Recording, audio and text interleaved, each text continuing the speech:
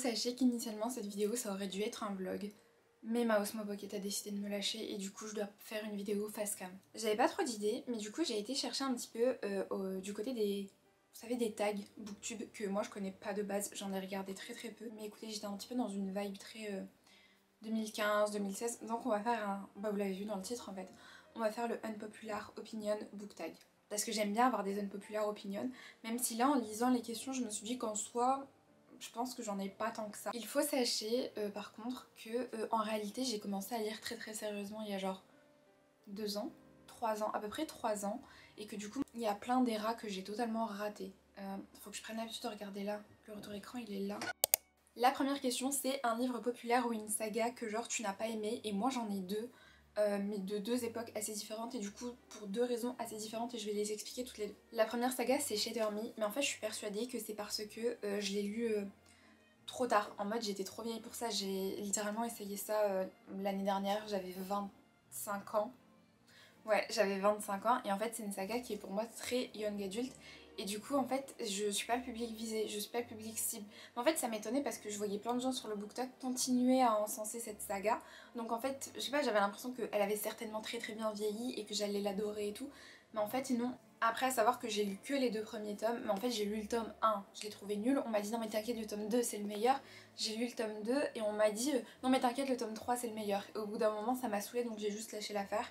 Mais c'est franchement pas pour moi. Mais je suis un peu énervée parce qu'en fait j'ai toute la saga. J'avais tout acheté d'un coup parce que pour moi c'était une valeur sûre étant donné que tout le monde a aimé. Mais en fait pas du tout. Que nenni. Et du coup j'ai toujours toute la saga et j'ai encore espoir de la finir un jour et de peut-être comprendre tout l'engouement. Mais moi j'ai eu du mal avec les personnages, j'ai eu du mal avec la plume. Je trouve que l'univers est très intéressant et oui je suis persuadée que j'aurais adoré si j'avais lu ça il y a quelques années.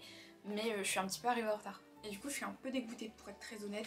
Parce que ça me semble bien. Hein. Après j'ai aussi, je pense que j'ai un problème général avec la plume de Tahereh Mafi parce que j'ai lu sa saga de romantaisie, Ce Royaume Tissé. J'ai lu le tome 1, j'ai lu le tome 2 et je ne comprends pas, j'aime pas. En fait c'est même pas une question de plume, c'est j'aime pas ce qui sort de la tête de cette autrice et je trouve ça trop triste parce qu'elle a l'air trop mimi et tout. Et non, c'est clairement pas pour moi. C'est dommage mais c'est pas pour moi. Du coup la deuxième saga est beaucoup plus récente mais c'est Divine Rivalité de Rebecca Ross. Alors je l'ai lu lors de sa sortie US, UK, je sais pas du tout d'où est l'autrice, mais j'avais trouvé ça sympa, mais sans plus. À l'époque j'ai noté 3 étoiles et en fait c'est le moment où ça a commencé à pop et ça a commencé à devenir hyper populaire et je comprenais pas l'engouement qu'il y avait tout autour parce que je trouve que c'est sympa, c'est mimi, la relation entre les protas et ouais elle est archi mimi, mais en fait je trouve que dans cette romantaisie la fantaisie est trop laissée de côté. L'univers de fantaisie est vraiment trop laissé à côté.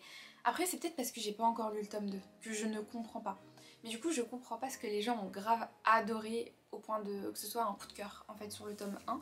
Mais en mode je trouvais que tout ce qui était cette histoire de guerre entre les dieux, de partir au front pour eux et tout, c'était hyper flou et c'était pas assez explicité. Et du coup je comprends pas l'engouement. Après oui la romance est grave mimi.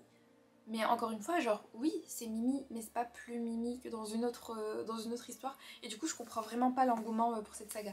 Genre, j'aime beaucoup toutes les éditions qui sortent et tout. Genre là, je l'ai acheté chez Deux Sexus juste parce que c'était beau. Il est vraiment beau. Hein. J'ai même le tome 2. Mais je prévois pas forcément de lire le tome 2 parce que je suis pas non plus... Je sais pas, en fait, je comprends pas l'engouement. Genre, c'est bien, mais c'est juste bien. Et du coup, je sais pas... La deuxième question du coup c'est un livre ou une série que tout le monde a l'air de détester mais que moi j'aime. Alors en fait le truc c'est que ça dépend grave du prisme parce que comme je lis à la fois des livres en anglais et à la fois des livres en français, il y a des sagas qui sont adorées en France mais détestées à l'international et tout, du coup c'est hyper compliqué de répondre à cette question. En fait je crois que j'ai 2 réponses. On va commencer par Le sang et la cendre de Jennifer Armentrout. À l'international c'est assez apprécié, c'est grave aimé, il y a beaucoup de personnes qui aiment et en France aussi, mais en France la série elle a connu... un scandale, une baisse de popularité parce que tout le monde... Enfin, il y a plein de gens qui estiment que la notion de consentement n'est pas respectée dans cette saga et du coup forcément la saga en a pâti en termes de popularité et j'ai l'impression qu'il y a très peu de personnes qui en parlent, du moins sur BookTok. À savoir que moi je suis plutôt sur BookTok, je suis pas très Bookstar, je suis pas énormément sur Booktube, mais du coup je vous donne un prisme BookTok français. Cette saga elle est pas appréciée parce qu'il y a plein de gens qui veulent pas la lire, qui n'ont pas voulu la continuer et qui estiment que Castille c'est un gros V et du coup... moi je l'ai continué. J'estime que l'autrice a fait une erreur et elle s'est corrigée. Et elle s'est très très bien corrigée. Et on le voit d'ailleurs dans la saga spin-off dans laquelle le consentement est très très respecté. Et du coup, moi j'adore cette saga. Moi je trouve qu'elle est géniale. En fait, je suis d'accord sur le fait qu'elle est très lente. Il y a trop de mots qui ne servent à rien. Il y a trop de pages qui ne servent à rien. Sur un livre de 700 pages, littéralement, on pourrait effacer genre 400 pages et on aurait toujours la même histoire. Mais en tout cas, moi c'est une saga que j'aime beaucoup l'histoire, j'aime beaucoup les personnages, j'aime beaucoup le développement, j'aime bien l'endroit où on va en fait. Genre tout le développement du world building qui vient au fur et à mesure des tomes. Genre quand tu lis le premier tome, t'apprécies déjà beaucoup la saga, mais tu te rends pas compte de tout ce qui arrive dans la suite. Mais moi j'adore. Et en France c'est pas tellement aimé. Donc ma réponse c'est le sang et la cendre. Mais j'ai une deuxième réponse, Keschel. Parce que Keschel, j'ai l'impression que c'est niche. C'est très apprécié dans sa niche. Mais hors de sa niche, c'est pas du tout aimé. J'ai l'impression que c'est même détesté. Enfin, j'ai vu des gens qualifier ce livre de... Enfin, je sais pas, ça disait que c'était que du sexe pour du sexe. Alors que moi, je trouve que pas du tout. Je trouve que ce... Moi, j'adorais Keschel. Surtout le tome 1. Je trouve que le tome 1 est un chef-d'œuvre et c'est littéralement l'un des livres les mieux écrits que j'ai pu lire de toute mon existence. Et pourtant, j'en ai lu. Et pourtant, il est très long, hein. Il m'a un peu saoulée. Par contre, le livre vieillit super mal. C'est déjà tout jaune. Je l'ai que depuis l'année dernière et je l'ai acheté neuf. Mais le livre fait 990 pages, il fait quasiment 1000 pages. Il y a des longueurs, mais c'est tellement bien écrit, c'est tellement bien développé. Je trouve que l'autrice, elle a grave géré, elle est trop forte. Faudrait que je lise la deuxième saga Imriel parce que moi j'ai adoré.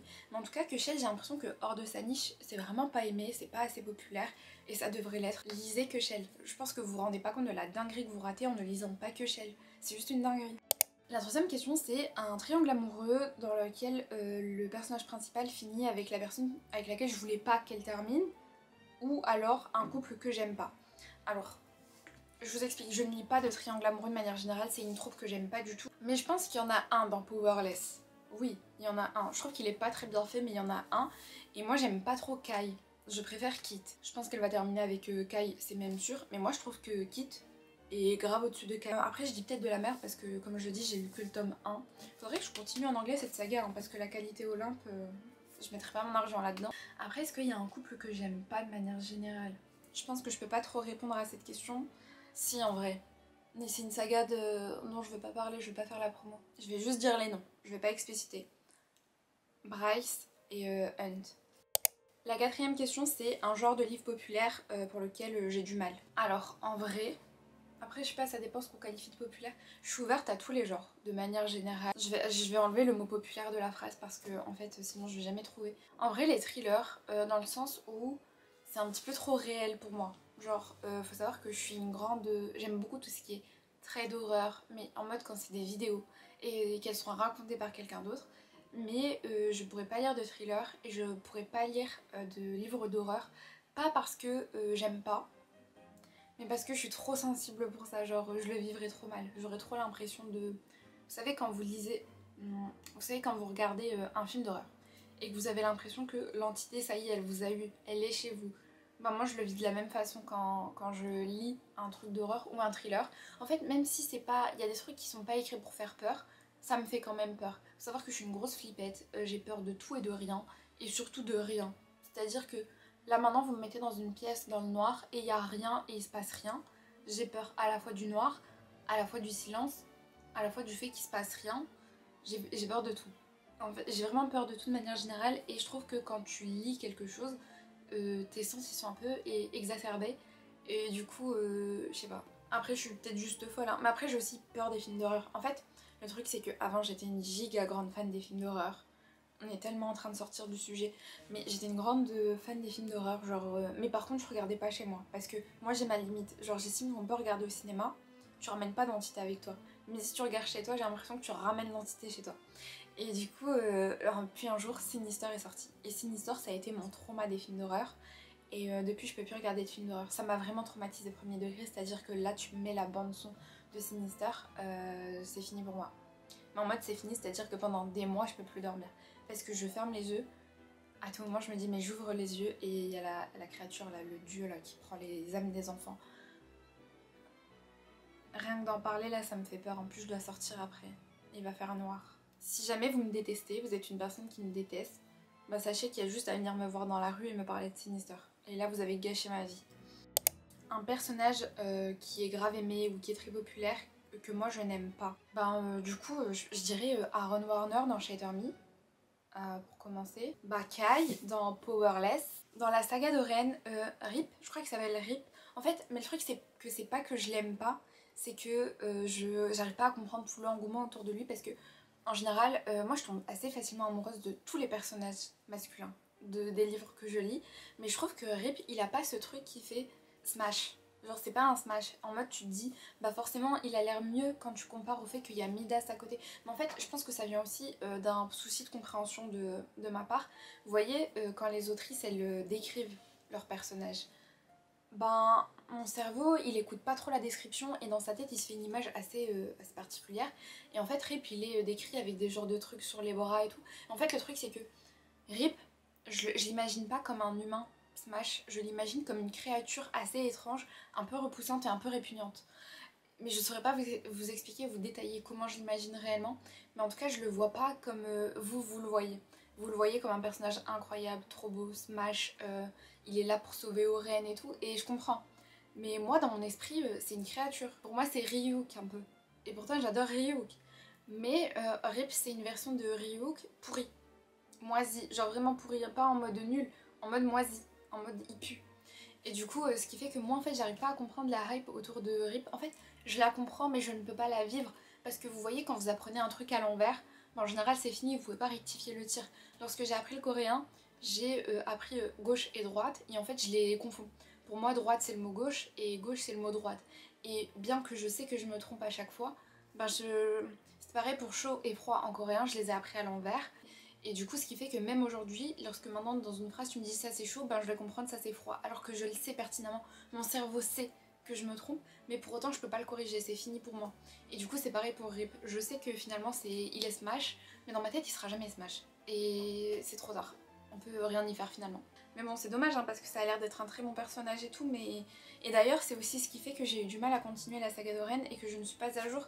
C'est vraiment parce que j'y vois pas d'intérêt. Moi j'ai du mal avec Oren parce que je trouve qu'elle met trop de temps à se libérer en tant que personne et tout, donc c'est pas elle qui me fait revenir à la saga. Et j'ai aucune attache à Rip parce que il sent mauvais. Un auteur ou une autrice populaire avec laquelle t'as du mal, et je le répète, c'est Tahereh Mafi. Franchement Tahereh Mafi, non il y en a plein, attendez. Tahereh Mafi, j'ai du mal avec ce qui sort de son imagination.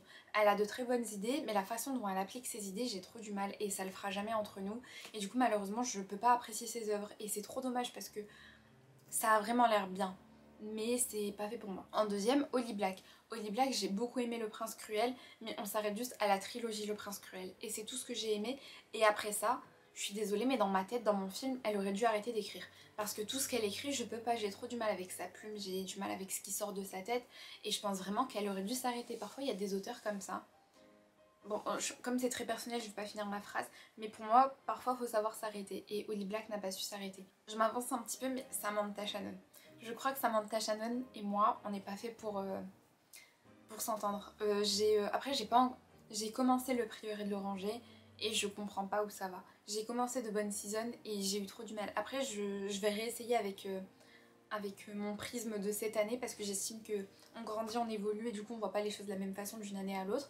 Mais l'année dernière, Samantha Shannon et moi, on n'était pas amis. Donc je réessaye cette année et je verrai bien. Et enfin pour finir, V.E. Schwab. V.E. Schwab, moi je peux pas.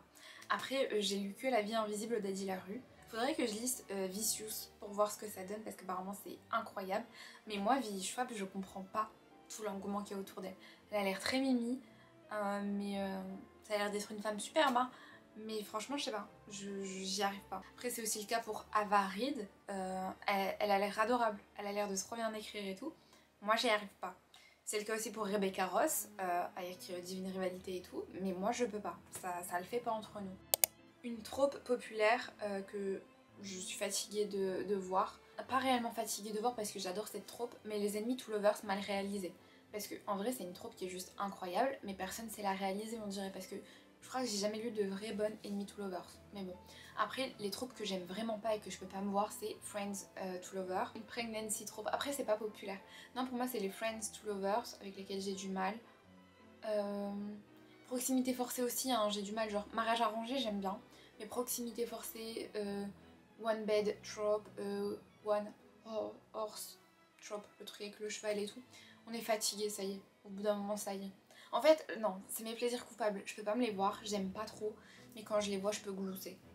Une série populaire pour laquelle j'ai pas forcément d'envie de la lire. Bah en vrai, de bonnes seasons. Genre je les achète là parce que De Saxus ressort des versions qui sont vraiment hyper jolies. Et j'ai une amie qui adore, c'est sa saga préférée et tout. Et je sais qu'elle a bon goût donc je me dis vas-y pourquoi pas. Mais en réalité, il n'y a pas du tout d'envie de ma part de la lire. Je pense que je lirai un jour. Mais j'irai, c'est pas en mode ah purée j'ai trop envie de lire cette saga et tout. C'est vraiment en mode ouais, pourquoi pas.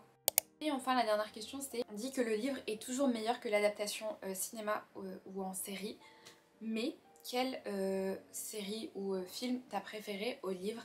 Et là franchement sans hésitation c'est vraiment Outlander de Diana Gabaldon. Après j'ai lu que le livre 1, mais franchement le livre 1 je l'ai trouvé trop nul alors que je suis une giga fan de la série.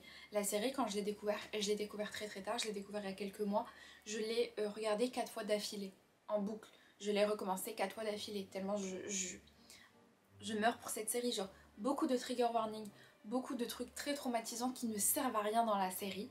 Et pourtant, ça a été un coup de foudre. Cette série et moi, c'est devenu ma personnalité pendant un petit moment quand même. C'est toujours ma personnalité. Mais j'aime les hommes en kilt depuis cette série. Je pense qu'il faut se rendre compte de la chose. Alors qu'avant, je trouvais ça un petit peu risible. Désolée. No offense envers toutes les personnes dont c'est la culture, mais oui, j'avais des préjugés. Mais les kilts quoi. Mais en tout cas, Outlander, je trouve que la base était bonne. J'ai pas du tout aimé la plume de l'autrice, mais du coup, la série a rendu le livre tellement intéressant, tellement intense, tellement incroyable. Non mais l'interprétation des acteurs et tout, non c'est fou. Outlander c'est incroyable. Non vraiment, Outlander, sans hésitation. Et du coup c'est tout. J'ai l'impression que c'est court. Franchement c'est court, pourquoi ils font des tags de 9 questions? Faudrait en faire 20, 30. J'ai bien aimé faire ce tag, je trouve qu'il était grave cool. Et je suis désolée, hein, je suis grave une youtubeuse de 2016, mais j'aime trop les tags. Je trouve que c'est trop bien et je trouve vraiment qu'on devrait remettre ça à la mode de manière plus générale. Genre le best friend tag, boyfriend tag, genre c'était trop bien. Moi j'aimais trop à l'époque. J'espère que je récupère ma Osmo Pocket très très vite parce que je voulais trop faire des vlogs. En fait à partir du moment où je me suis lancée dans l'idée de faire des vlogs, bah ma caméra m'a lâché. Et je trouve pas ça cool. Mais bref, en tout cas, on se retrouve dimanche pour une autre vidéo. Et sinon, on se retrouve sur mes autres réseaux sociaux que vous retrouvez juste là, sur lesquels je suis beaucoup plus active. Donc n'hésitez pas à aller me suivre là-bas.